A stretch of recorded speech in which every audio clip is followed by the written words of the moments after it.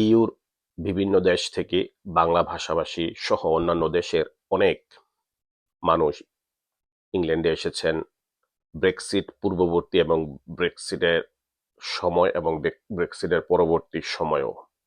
So যারা ব্রেক্সিটের পূর্বে এসেছেন তাদের জন্য এদেশের যে রুলসটা ছিল যে তারা সেটেলমেন্ট হওয়ার জন্য 5 ইয়ার্স এর যে রুটটা ছিল 5 বছর তারা লিগেলি ভালোভাবে থাকার পরেই তারা এদেশে সেটেলমেন্ট করতে পারেন অথবা করছেন। এখন কোশ্চেন হচ্ছে যারা চলমান আছেন এখনো যারা 5 ইয়ার্স সম্পূর্ণ হয়নি অথবা কিছুদিনের মধ্যে যাদের সম্পূর্ণ হবে তারা একটা আতঙ্কে অথবা একটা অনিশ্চয়তার ভিতরে পড়েছেন যে আমার অথবা আমাদের কাগজে কি হবে, আমরা কি এখন যে নতুন একটা আলোচনা হচ্ছে যে 5 বছরের সেটেলমেন্ট হবে না 8 বছরে হবে, আমাদেরটাও কি ওই রুটে যাবে কিনা অথবা আমাদের ক্ষেত্রেও কি সেম লটা ফলো করবে কিনা। দেখেন, এদেশের হোম অফিসের বিভিন্ন ক্যাটাগরিতে বিভিন্ন ল ইমপ্লিমেন্ট করা হয়, এক এক সময় এক একটা ল যখন আসে এটার জন্য একটা নির্ধারিত সময় দেয়। আমি সিটিজেনের যারা ইউনাইটেড কিংডমে বসবাস করছেন তাদের জ্ঞাতার্থে বলবো, যারা অপেক্ষমান আছেন সেটেলমেন্ট আসার জন্য অর্থাৎ পার্মানেন্ট রেসিডেন্সে প্রবেশ করবেন, অপেক্ষমান আছেন, তাদেরকে একটি বার্তা দিতে চাই, বলতে চাই আপনারা মানুষের কথায় অথবা চিলে কান নিয়ে গিয়েছে এরকম কোনো কথায় আপনারা দৌড়াবেন না। একটা জিনিস মনে রাখবেন, এদেশে কোনো ল হলে অথবা কোনো আইন হলে সবাইকে একটা নির্ধারিত সময় দেওয়া হয় এবং এই সময়টা এনাফ সময় দেওয়া হয়।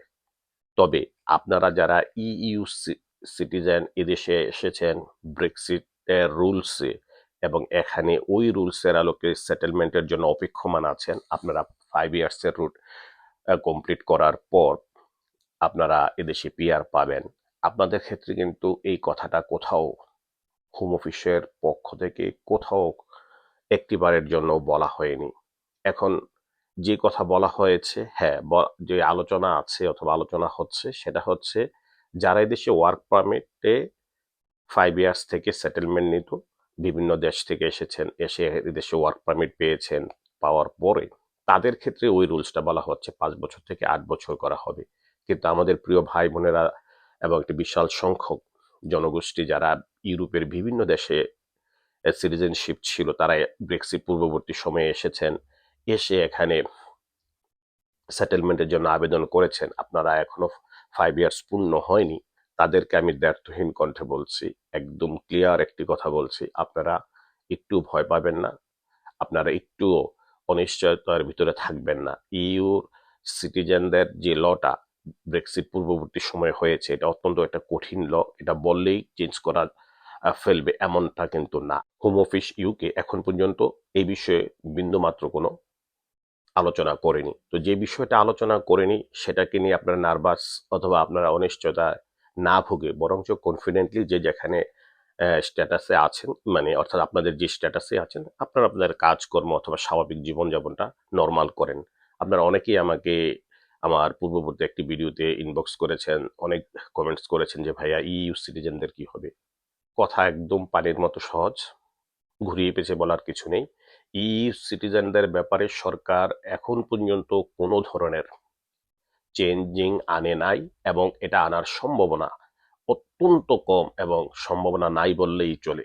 তবে আপনারা নিশ্চিন্ত ভাবে থাকুন যারা ইইউ সিটিজেন সেটেলমেন্ট রুটে রয়েছেন 5 ইয়ার্সে, আপনাদের জন্য এই রুলটা আশা করি না এফেক্ট হবে।